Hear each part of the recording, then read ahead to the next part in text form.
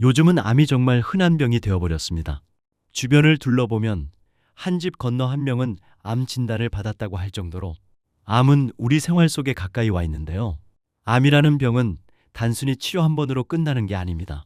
수술과 치료를 받으며 수개월에서 수년까지 긴 시간 싸워야 하고 경제적으로도 부담이 크며 무엇보다 몸과 마음이 다 지쳐버리는 병입니다. 그래서 암은 걸리지 않는 게 가장 좋은 병이라는 말이 나오는 겁니다. 그렇다면 암을 피하려면 어떻게 해야 할까요? 바로 식습관을 고치는 것입니다. 우리가 매일 먹는 음식이 암을 유발할 수도 있고 반대로 암을 예방할 수도 있습니다. 우리가 좋아하고 자주 찾는 음식들 있죠. 고기, 우유, 빵, 달달한 간식, 기름진 음식들. 이런 음식들은 입을 즐겁게 해주지만 문제는 이 음식들이 몸속에 염증을 일으키고 우리 몸을 산성화시킨다는 겁니다. 몸이 산성으로 변하면 어떤 일이 생기냐고요? 암세포는 산성 환경에서 더 활발하게 자라고 퍼집니다. 또 염증이 많은 몸일수록 암세포가 활동하기 더 좋은 환경이 만들어지죠. 우리가 무심코 먹는 음식이 우리 몸을 암이 살기 좋은 환경으로 바꾸고 있는 겁니다. 이번 영상에서는 암세포를 성장시키는 음식 5가지에 대해 모두 알려드릴 테니 영상 끝까지 함께 해주시기 바랍니다. 암세포를 성장시키는 첫 번째 음식은 육류입니다. 고기를 좋아하시는 분들 참 많으시죠? 삼겹살이나 불고기 같은 고기 요리는 우리 식탁에서 빠지기 어렵고 맛도 좋고 기운도 나는 음식이기 때문에 자주 찾게 되는데요. 하지만 이런 육류가 우리 몸, 특히 암세포에게는 아주 좋은 먹잇감이 될 수 있다는 사실 알고 계셨나요? 육류를 자주 먹으면 우리 몸이 산성으로 바뀌는 경향이 있습니다. 산성화된 몸은 각종 질병에 취약해지고 특히 암세포가 자라기 쉬운 환경이 되는데요. 실제로 말기암 환자들의 대부분은 몸이 심하게 산성화되어 있다고 보고된 바도 있습니다. 고기를 소화하고 대사하는 과정에서 산성 물질이 많이 생기고 이로 인해 면역 기능이 떨어지고 염증 반응이 자주 나타나게 됩니다.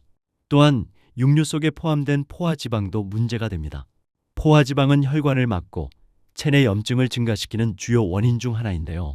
이러한 염증 환경은 암세포의 전이를 촉진시킬 수 있습니다.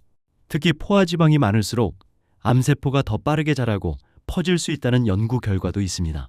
그리고 우리가 자주 먹는 햄, 소시지 같은 가공육은 세계보건기구 WHO에서도 1급 발암물질로 분류하고 있습니다.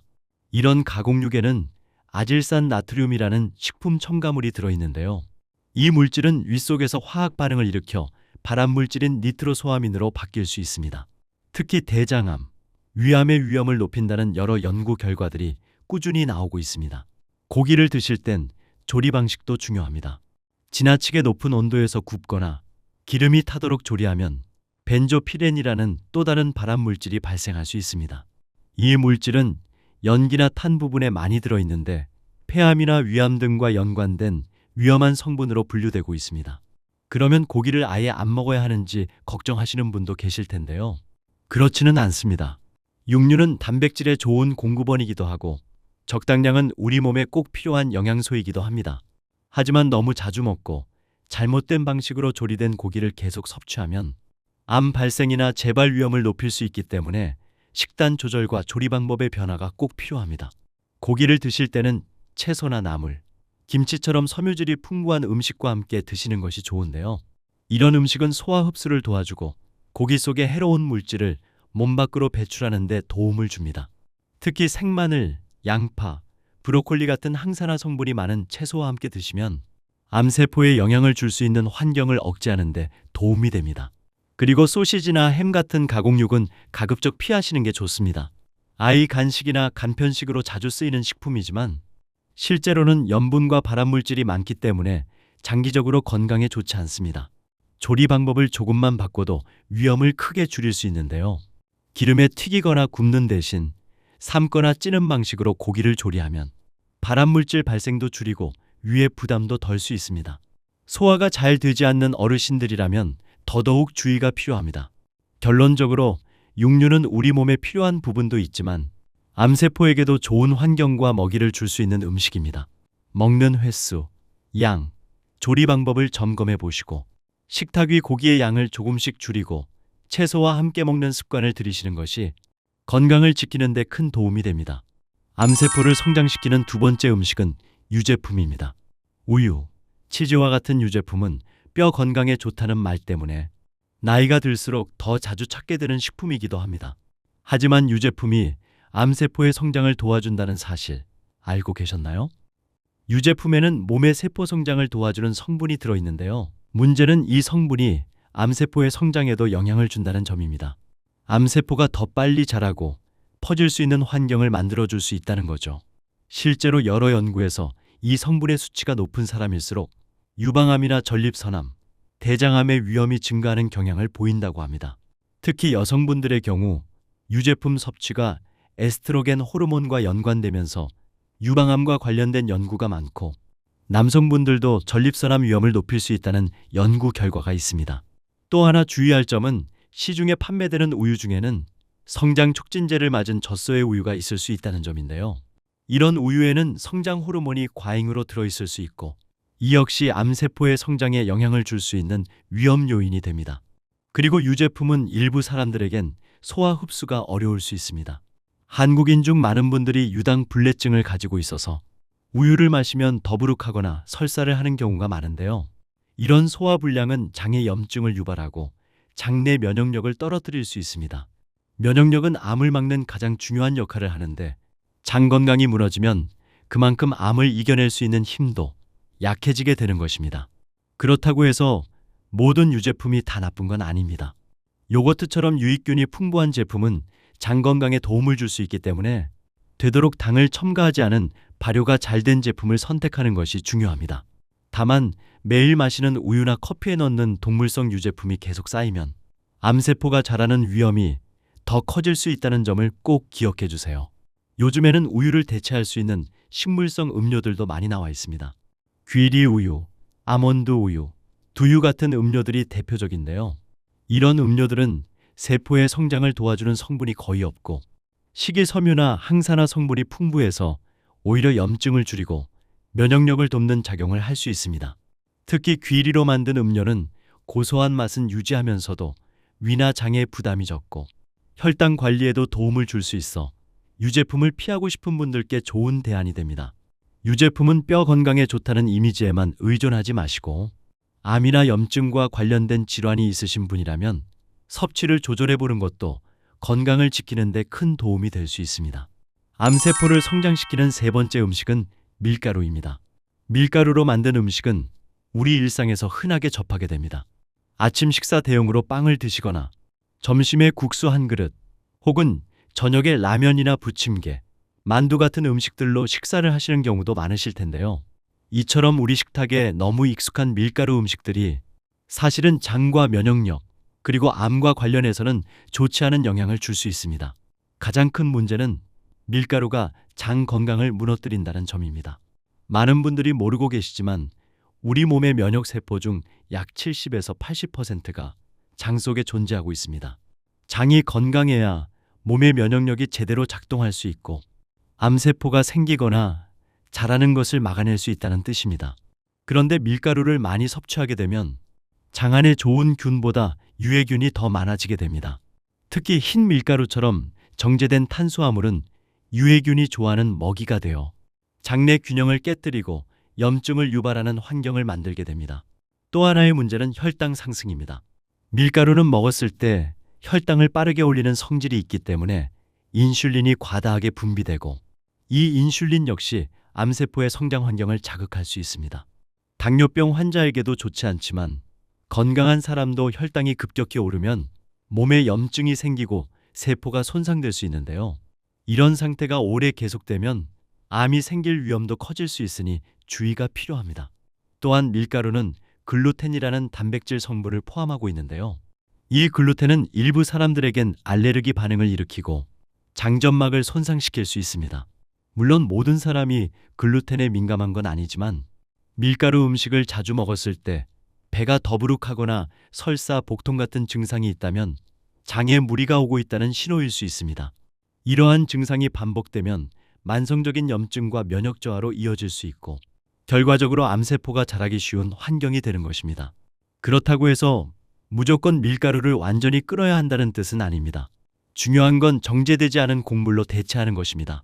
흰 밀가루 대신 귀리, 현미, 보리 같은 곡물은 섬유질이 풍부하고 혈당을 천천히 올려주기 때문에 장 건강과 면역 유지에 큰 도움이 되는데요. 라면이나 냉동만두, 가공된 빵처럼 첨가물이 많은 밀가루 음식은 자주 드시지 않는 것이 좋습니다. 식사는 단순히 배를 채우는 게 아니라 몸의 세포 하나하나에 어떤 영향을 주는지 생각하면서 섭취하는 것이 중요합니다. 익숙하다는 이유로 계속 먹다 보면 그 익숙함이 어느 날 건강을 무너뜨리는 원인이 될 수 있다는 점 꼭 기억해 주시길 바랍니다. 암세포를 성장시키는 네 번째 음식은 설탕입니다. 식사 후 후식으로 달달한 커피 한 잔, 혹은 더운 날에 마시는 시원한 음료. 이런 음식들은 우리 기분을 좋게 만들어주지만 문제는 이 설탕이 암세포가 좋아하는 에너지원이라는 점입니다. 한 연구에 따르면 암세포는 정상세포보다 포도당, 즉 당분을 훨씬 더 많이 필요로 하고 설탕이 풍부한 환경에서 훨씬 더 빠르게 성장한다고 알려져 있습니다. 실제로 암 진단에 사용되는 PET 검사에서도 당분이 집중적으로 소비되는 부위를 찾아 암세포가 있는지 확인할 수 있을 정도입니다. 설탕이 몸에 들어오면 혈당이 급격하게 올라가고 이를 조절하기 위해 인슐린이라는 호르몬이 분비됩니다. 그런데 이 인슐린이 너무 과도하게 분비되면 세포의 민감도가 떨어지고 염증이 반복적으로 생기게 되는데요. 이러한 만성염증은 결국 세포 손상과 암세포 성장의 밑거름이 될 수 있습니다. 더욱 조심하셔야 할 것은 단순히 단맛이 느껴지는 설탕뿐만이 아닙니다. 요즘 많이 드시는 가공음료나 간편식, 심지어는 시리얼이나 빵처럼 단맛이 강하지 않아도 숨은 설탕이 들어있는 식품들이 아주 많습니다. 특히 문제되는 것은 액상과당입니다. 탄산음료나 과일 주스에 많이 들어가는 이 액상과당은 간에서 바로 지방으로 전환되기 때문에 지방간을 유발하고 인슐린 저항성과 염증 반응을 높입니다. 이건 역시 암의 성장 환경을 만드는 중요한 원인 중 하나입니다. 여기서 한 가지 더 짚고 넘어가야 할 점이 있습니다. 많은 분들이 건강을 생각해서 설탕 대신 인공 감미료가 들어간 제품을 선택하시는데요. 이 인공 감미료 역시 문제가 될 수 있습니다. 대표적인 것으로 아스파탐, 사카린 등이 있는데요. 이 성분들은 장내 세균의 균형을 무너뜨리고 면역력을 떨어뜨릴 수 있다는 연구 결과들도 있습니다. 그렇다면 설탕을 완전히 끊는 것이 답일까요? 사실 완전히 끊는 것은 현실적으로 쉽지 않습니다. 중요한 건 줄이는 습관을 갖는 것입니다. 가능하면 직접 만든 음식, 과일의 단맛, 천연 조청이나 꿀 같은 자연 유래 감미료로 대체하시는 것이 좋습니다. 그리고 음료보다는 물을 드시는 습관, 과일 주스보다는 과일 자체를 선택하시는 것도 당분 섭취를 줄이는 좋은 방법입니다. 우리가 평소에 무심코 먹는 단맛 하나가 몸속에서는 큰 염증과 세포의 변화로 이어질 수 있다는 점 꼭 기억해 주셨으면 합니다. 입이 즐거운 만큼 그 대가로 우리 몸이 혹사당하고 있다는 사실을 알고 계셔야 합니다. 건강을 지키는 것은 절대 거창하거나 특별한 일이 아닌 작은 식습관 하나를 바꾸는 데서 시작된다는 점 꼭 마음속에 새겨주시길 바랍니다. 암세포를 성장시키는 다섯 번째 음식은 식용유입니다. 식용유는 우리 일상에서 빠질 수 없는 식재료입니다. 나물 볶을 때, 생선 굽거나 튀김 요리할 때 자주 사용하시죠. 그런데 이 식용유가 잘못 사용되면 암세포가 자라기 쉬운 환경을 만들 수 있습니다. 식용유 자체가 문제라기보다는 어떻게 조리하느냐, 그리고 얼마나 자주, 어떤 종류를 쓰느냐가 중요합니다. 식용유는 열을 가하면 산화되기 쉬운 성질이 있습니다. 산화가 되면 트랜스 지방이나 과산화지질 같은 몸에 해로운 물질들이 생기게 되는데요. 이 물질들은 세포에 손상을 주고 만성염증을 유발하면서 암세포의 성장과도 관련이 깊습니다. 온도를 높여서 튀기거나 볶음 요리를 자주 하시는 경우 기름이 고온에서 산화되면서 발암 물질인 아크릴아마이드가 생성되기도 합니다. 이 성분은 세계보건기구에서도 발암 가능성이 있다고 경고한 물질입니다. 튀김 요리를 자주 하다 보면 모르고 암을 유발할 수 있는 환경을 스스로 만들고 있는 셈입니다. 또 하나 조심하셔야 할 점은 한 번 썼던 기름을 재사용하는 습관입니다. 기름은 한 번 가열되면 성분이 변하기 시작하는데 이 기름을 다시 쓰게 되면 산화된 기름이 몸속에서 염증을 일으키는데 이 염증이 결국 암의 씨앗이 될 수 있습니다. 그리고 요즘 흔히 쓰는 콩기름, 카놀라유, 해바라기 씨유 같은 기름들에는 오메가6 지방산이 많이 들어 있습니다.